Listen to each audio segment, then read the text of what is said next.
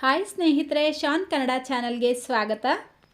ಮನೆಯಲ್ಲಿ ತರಕಾರಿ ಇಲ್ಲದೆ ಇರೋ ಟೈಮಲ್ಲಿ ಈ ರೀತಿ ವೈಟ್ ಸಾಲ್ನ ಮಾಡ್ಕೊಳ್ಳಿ. ಇಡ್ಲಿ, ಚಪಾತಿ, ದೋಸೆ, ಪೂರಿ, ಪರೋಟ ಜೊತೆಗೆಲ್ಲ ಸೂಪರಾಗಿರುತ್ತೆ. ತುಂಬ ಸಿಂಪಲ್ ಮಾಡೋದು. ಸೊ ಬನ್ನಿ ಮಾಡೋದು ಯಾವ ರೀತಿ ಅಂತ ನೋಡೋಣ.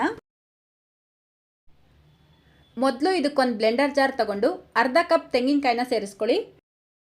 ನಂತರ ಮೀಡಿಯಮ್ ಸೈಜ್ದು 2 ಈರುಳ್ಳಿ, 7 ರಿಂದ 8 ಗೋಡಂಬಿ ಇಲ್ಲ ಅಂದರೆ ಹುರಿದು ಸಿಪ್ಪೆ ತೆಗೆದಿರುವಂಥ ಕಡಲೆ ಬೀಜ 2 ಟೇಬಲ್ ಸ್ಪೂನಷ್ಟು ಸೇರಿಸ್ಕೊಳ್ಳಿ.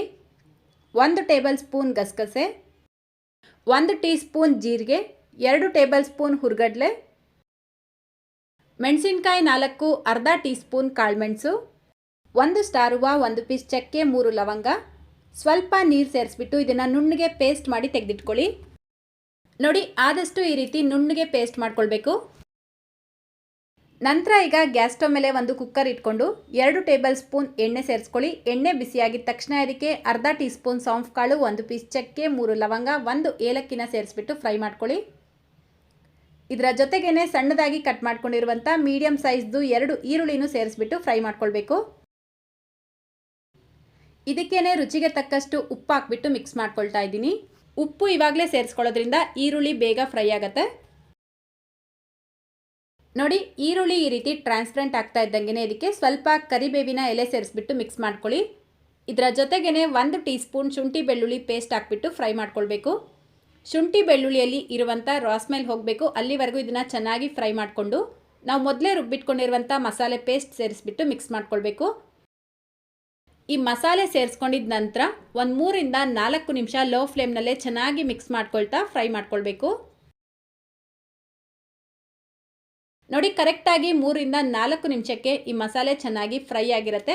ಈಗ ಇದಕ್ಕೆ ಬೇಕಾದಷ್ಟು ನೀರು ಸೇರಿಸ್ಕೊಳ್ಳಿ. ಅಂದರೆ ನೀವು ಕನ್ಸಿಸ್ಟೆನ್ಸಿ ನೋಡಿಕೊಂಡು ನೀರು ಜಾಸ್ತಿ ಅಥವಾ ಕಡಿಮೆ ಉಪಯೋಗಿಸ್ಬೋದು. ನಾನಿಲ್ಲಿ 1.5 ಕಪ್ಪಷ್ಟು ನೀರು ಸೇರಿಸ್ಕೊಂಡಿದ್ದೀನಿ. ನೀರು ಸೇರಿಸ್ಕೊಂಡಿದ್ದ ನಂತರ ಇದನ್ನು ಒಂದ್ಸಲ ನೀಟಾಗಿ ಮಿಕ್ಸ್ ಮಾಡಿಬಿಟ್ಟು ಟೇಸ್ಟ್ ಚೆಕ್ ಮಾಡ್ಕೊಳ್ಳಿ. ಉಪ್ಪೇನಾದರೂ ಕಡಿಮೆ ಇದ್ದರೆ ಇವಾಗ ನೀವು ಸೇರಿಸ್ಕೊಳ್ಬೋದು. ನೋಡಿ, ಈ ಸಾಲ್ನ ಕನ್ಸಿಸ್ಟೆನ್ಸಿ ಅನ್ನೋದು ಇದೇ ರೀತಿಯೇ ಇರಬೇಕು. ಇದಕ್ಕಿಂತ ಜಾಸ್ತಿ ತೆಳುವಾಗೂ ಮಾಡ್ಕೊಳ್ಬೇಡಿ. ಇದರ ಜೊತೆಗೇ ಸ್ವಲ್ಪ ಕೊತ್ತಂಬರಿ ಸೊಪ್ಪನ್ನು ಸೇರಿಸ್ಬಿಟ್ಟು ಒಂದ್ಸಲ ನೀಟಾಗಿ ಮಿಕ್ಸ್ ಮಾಡಿ ಲಿಡ್ನ ಕ್ಲೋಸ್ ಮಾಡಿಬಿಟ್ಟು ಹೈ ಫ್ಲೇಮಲ್ಲೇ 2 ವಿಷಲ್ ಕೂಗಿಸ್ಕೊಳ್ಬೇಕು. ಕರೆಕ್ಟಾಗಿ 2 ವಿಷಲ್ ಕೂಗಿಸ್ಕೊಂಡು ಕುಕ್ಕರ್ ಪೂರ್ತಿಯಾಗಿ ಪ್ರೆಷರ್ ರಿಲೀಸ್ ಆದಮೇಲೆ ಲಿಡ್ ಓಪನ್ ಮಾಡ್ಕೊಳ್ತಾ ಇದ್ದೀನಿ. ಆಹಾ, ಘಮ ಘಮ ಅಂತ ಇದೆ. ಇದರ ಟೇಸ್ಟ್ ಕೂಡ ಅಷ್ಟೇ ಸಕ್ಕತ್ತಾಗಿರುತ್ತೆ ಸ್ನೇಹಿತರೆ. ಬಿಸಿ ಬಿಸಿ ಇಡ್ಲಿಗೆ ಹಾಕೊಂಡು ತಿಂತಾ ಇದ್ರೆ ಎಷ್ಟು ಇಡ್ಲಿ ತಿಂತೀರಾ ಅಂತ ಲೆಕ್ಕನೇ ಇರಲ್ಲ, ಅಷ್ಟು ಚೆನ್ನಾಗಿರುತ್ತೆ. ದೋಸೆ, ಪರೋಟ, ಚಪಾತಿ ಜೊತೆಗೂ ಸೂಪರಾಗಿರುತ್ತೆ. ಸೊ ಲಾಸ್ಟಲ್ಲಿ ಮತ್ತೆ ಸ್ವಲ್ಪ ಕೊತ್ತಂಬರಿ ಸೊಪ್ಪನ್ನ ಸೇರಿಸ್ಕೊಂಡ್ರೆ ಸೂಪರ್ ಟೇಸ್ಟಿಯಾಗಿರುವಂಥ ವೈಟ್ ಸಾಲ್ನ ರೆಡಿಯಾಗುತ್ತೆ. ಈ ಮೃದುವಾಗಿರುವಂಥ ಇಡ್ಲಿ ರೆಸಿಪಿನ ಈಗಾಗಲೇ ನಾನು ಶೇರ್ ಮಾಡಿದ್ದೀನಿ. ಆ ವಿಡಿಯೋ ಲಿಂಕ್ ಡಿಸ್ಕ್ರಿಪ್ಷನ್ ಬಾಕ್ಸಲ್ಲೂ ಕೊಟ್ಟಿದ್ದೀನಿ, ನೀವು ಚೆಕ್ ಮಾಡ್ಕೊಳ್ಬೋದು. ಸೊ ಇವತ್ತಿನ ಈ ವಿಡಿಯೋ ನಿಮ್ಗೆ ಇಷ್ಟ ಆಯಿತಾ? ಇಷ್ಟ ಆಗಿದ್ರೆ ಪ್ಲೀಸ್ ಈ ವಿಡಿಯೋಗೊಂದು ಲೈಕ್ ಮಾಡಿ, ನಿಮ್ಮ ಫ್ರೆಂಡ್ಸ್ ಮತ್ತು ಫ್ಯಾಮಿಲಿಯವ್ರ ಜೊತೆಗೂ ಶೇರ್ ಮಾಡ್ಕೊಳ್ಳೋದನ್ನು ಮರಿಬೇಡಿ ಅಂತ ಹೇಳ್ತಾ, ಇದೇ ರೀತಿ ಮತ್ತೊಂದು ಟೇಸ್ಟಿಯಾಗಿರುವಂಥ ರೆಸಿಪಿಯೊಂದಿಗೆ ಸಿಗೋಣ. Thank you.